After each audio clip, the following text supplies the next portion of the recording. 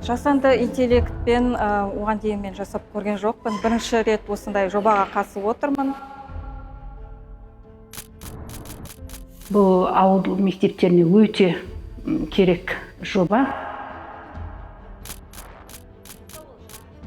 Ауылымыз шалғай 1,5 сағаттық жерден осы мүмкіндікті пайдаланып келіп тұрмын оқуға. Емханымға қатысудағы ең үлкен мақсатым мен біздің ауылымызда жоқ робототехника орталығын ашқым келеді. 2 жастан 14 жасқа дейін аралығында Аллаға шүкір жетіп балам бар. Оның ішінде бір ерекше балам бар. Бұйырса болашақта балаларыма да осыны өзім үйретем деп шештім. Өңірде әйел педагогтерге арналған STEM ханым жобасының офлайн оқыту кезеңі басталды. STEM білім беруді дамытуға бағытталған бағдарламаға өңірімізде 1000-нан астам педагог онлайн платформа арқылы білім алып іріктеу кезінде жоғары нәтиже көрсеткен 300 мұғалім офлайн кезеңге жолдама алды. Ұйымдастырушылардың айтуынша жоба әсіресе ауылдық өңірлердегі әйел мұғалімдерді заманауи білім беру әдістемесімен таныстыруды көздейді. Біз әр баланың сапалы білім алып, өз қабілетін жүзеге асыруға мүмкіндігін болғанын қалаймыз. Ал сол мүмкіндіктің бастауы бірден бір адам, бұл ұстаз болып табылады. Өткен жылы Атырау, биылғы жылға Маңғыстау облысының педагогтарын таңдап алып, сол әйел педагогтардың білім деңгейін ары қарай көтеруге, арттыруға мүмкіндік жасап отырмыз. Бұл жобаға қатысқан әйелдердің табандылығы мен үйренуге деген құштарлығы әрине өте ерекше әсер қалдырды. Осындай ұстаздар көбейген сайын балалардың да арманы асқақ, мүмкіндігі кең болары анық.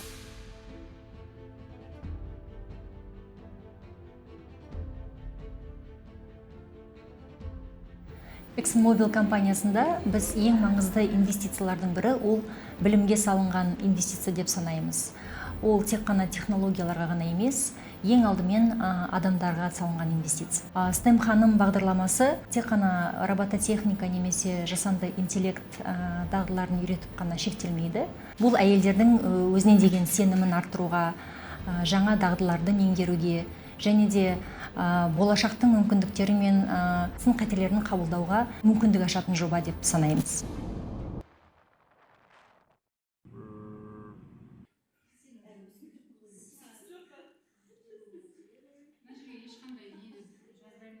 Менің аты-жөнім Айгүл Ашиковна Кожалакова, ағылшын пәні мұғаліммін. Заман ағымына бірдей жүру үшін осы нені жи дейді, тақырыбымыз осы болып жатыр ғой. Енді қазіргі заманда компьютер қолданып білу, оқушыларды қызықтыра білу, қазір оқушылардың зейінін бір 45 минут ұстай алмаймыз да. Көптен бері осындай бағдарламаларды, сабақтарды, курстарды іздеп жүредім. Көп балалы анамын, оның үстіне шаруашылығым бар. Қуанып кеттім, осы Жетібай қаласында болады деген соң, себебі мен таңертеңнен кешке дейін жүру маған мүмкін емес болды. Менің таңым осы қорадан басталады. Таңертең ерте тұрам, түйемді сауам. Осы балалар үшін басты мақсат балалар витамин, өзіміздің қолдан дайындалатын өнімді ішсін деп осыны. Қазір осы сабақтан кейін келгеннен кейін қайтадан суарып, кешке түйе келеді, 3 мезгіл осы түйені сауам. Қиыншылықтары да бар, бірақ соған қарамастан білім алуға да қызығушылығымызды арттырып жатырмыз.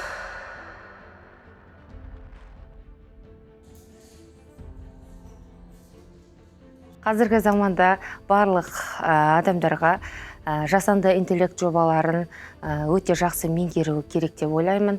Және де осы жоба арқылы біз бірнеше тақырыптарды жақсы түсіндік, бірнеше жобалармен таныстық.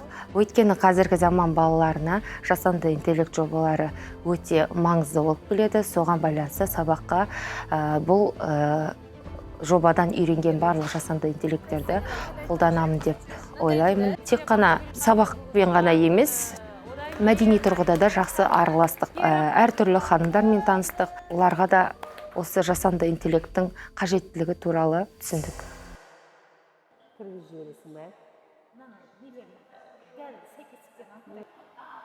Мен информатика пән мұғалімімін.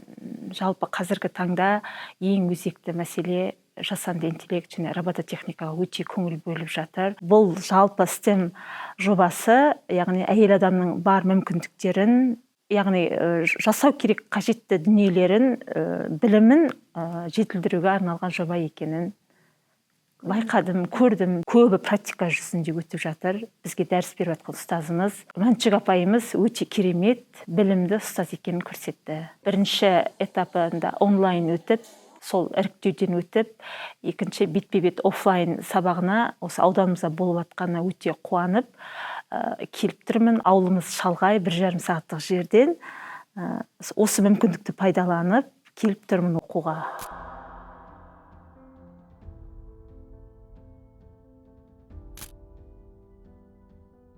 Менің есімім Мұстажанова Толғанай. Мен елді мекеннен Бейнеу ауданы Боранқұл селосы, яғни осы жерден 1 сағаттық жерден келіп оқимын. Декретте отыруыма байланысты еш жерде жұмыс істеп көрген жоқпын, яғни жұмыссызбын. Емтиханға қатысудағы ең үлкен мақсатым мен біздің ауылымызда жоқ робототехника орталығын ашқым келеді. Мен осы жобаға келгенге дейін ешқандай жасанды интеллектпен, ешқандай бағдарламамен 3D модельдеуді вообще мүлдем білген жоқпын. Миымда көптеген қозғалыстар болды, көптеген өзгерістер болып жатыр. Өзім білмейтін жаңалықтарды ашып жатырмын. Мүмкін менің қасымдағы мұғалімдерге ол үйреншікті заттар шығар, бірақ өзім үшін ерекше әсер қалдырып жатырған сабақтар болып жатыр. Біздің ауылымызда мектеп жасынан төмен балаларды апаратын ешқандай орталық, кружок, ештеңе жоқ. Сондай балаларды дамыту мақсатындағы ойлар мені осы жаққа оңай жетелейді. Маған ешқандай қиындық тудырмайды. Аллаға шүкір, көлік қозғалысы барлығы бар. 1,5 сағат бұрын ерте шығып келеміз. Кешке 1 сағат, 2 сағат кейін жетеміз. Бірақ оның бәрі кедергі емес маған білім алуыма. Қатымен көтеріліп, яғни әдіскер болдым. Сол садикте балабақшаның меңгерушісі болып атқардым. Содан бір декреттік демалыстан кейін мектепке ауысқаным бар, осы диплом бойынша жұмыс жасайын деп. Оны да 5 жылдың жобасы болды. 2020-21 жылы Кикен жалпы білім беретін мектептің информатика пәнінің мұғалімі болып, сол жаққа орналастым. Қазір енді отбасымда шүкір жолдасыммен 8 баланың ата-анасымыз, Аллаға шүкір. Келбей таныстырып отырмын. Аты Алдияр. 8-ші оқимын. Мына Ашат деген қызым, 5-ші қызым болады. Енді мына күнделікті өмірде мына осы балаларыма сол робототехника жұмыс жасап, араға жетілдіріп, кеңейте беруіне үлесімді қосамын деп отырмын. Бұл STEM ханым бағдарламасы бір жағынан әйелдер қауымына қолдау деп білем. Робототехника STEM бағытында көбіне ер балдар жағына қарай мүмкіндік қарастырылған ғой. Бұл жобада енді әйелдер бағытына қарай көп мойынсұнған деп ойлаймын. Болашақта енді тағы да жетілдіріп, осы білімді жетілдіріп, арғай алып кетіп, пайдаланамын, қолданамын деген ниетім бар.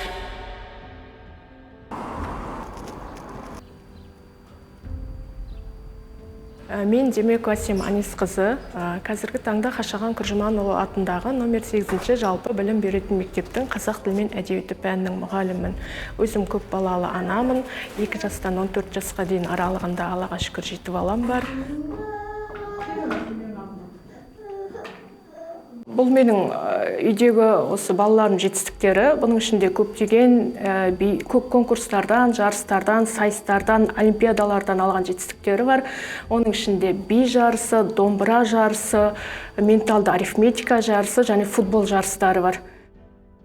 Қазір дамайым, оқиын, білем деген адамға ешқандай кедергі жоқ деп ойлаймын. Себебі қазір технологияның заманы, мүмкіндіктері өте көп. Тек сол мүмкіндіктерді қалай пайдалану керек, сол технологияны қалай меңгеру керек, қалай жұмыс жасау керек екенін білсе, кез келген адамға өте жақсы мүмкіндік деп ойлаймын. Жасанды интеллектті өзімізде күнделікті өмірімізде кейде пайдаланамыз, кейде мәліметтерді жасанды интеллекттен сұрап жатамыз. Дегенмен осы басқа жасанды интеллекттің біз білмейтін басқа бағдарламаларын осы жобадан үйрендім. Ал мына насадка осы 11 және 12-ші насадка заданиялар мишындарды жасайды. Осы STEM жобасына қайырымдылық жобасы болған үшін қатысқым келді. Өйткені мен оларға өзімнің білетінімді бөлісіп, оларда оқушыларға қызықты және жаңа технологияны кірістіріп сабақ берген қаладым. Басында қиын болды. Алыста қалай келем, қалай болады, халықты мен қалай қабылдайды, мен халықты қалай қабылдайын деген сияқты. Бірінші күні қызық болды. Сабақ беріп жатқан кезде бірдеңе түсіндіргенде сау болшы деп айтады да, сосын мен ойладым андай бір қоя салшы деген, не айтып тұрсың деген сияқты, мазамдалмашы деген сияқты айтып тұр екен деп. Сөйтіп кеше ғана түсіндім оның мағынасын, сау болшы деген, рахмет айналайын деген сөз екен да. Мен бірінші күні біртүрлі болып қабылдаймын. Диалект қой. Сондықтан мен үйрендім. 3 күннен аса уже үйреніп алдым.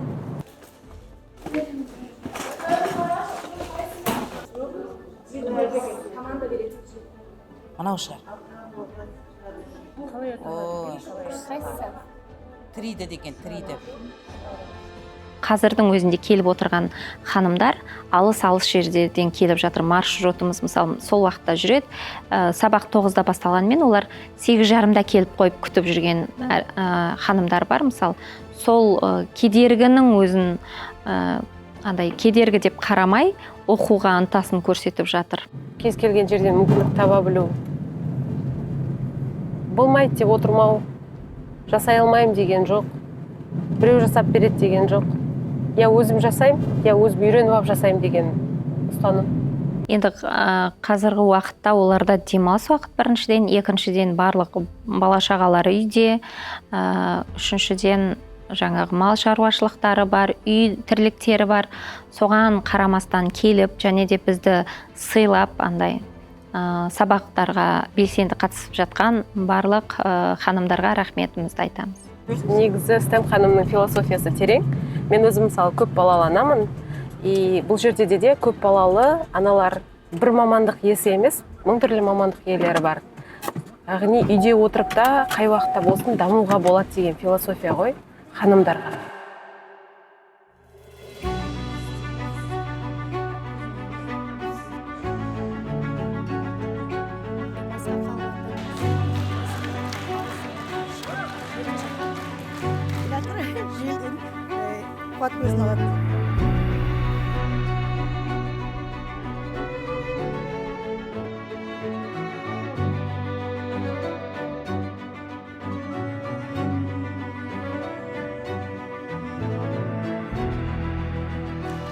Үлкен алғысымызды жобаның демеушілері Самұрық Қазына Трас және Exxon Mobil компанияларына алғысымыз шексіз. бұдан да ауқымды жобаларды өткізсе, егер қуана қатысуға дайынбыз.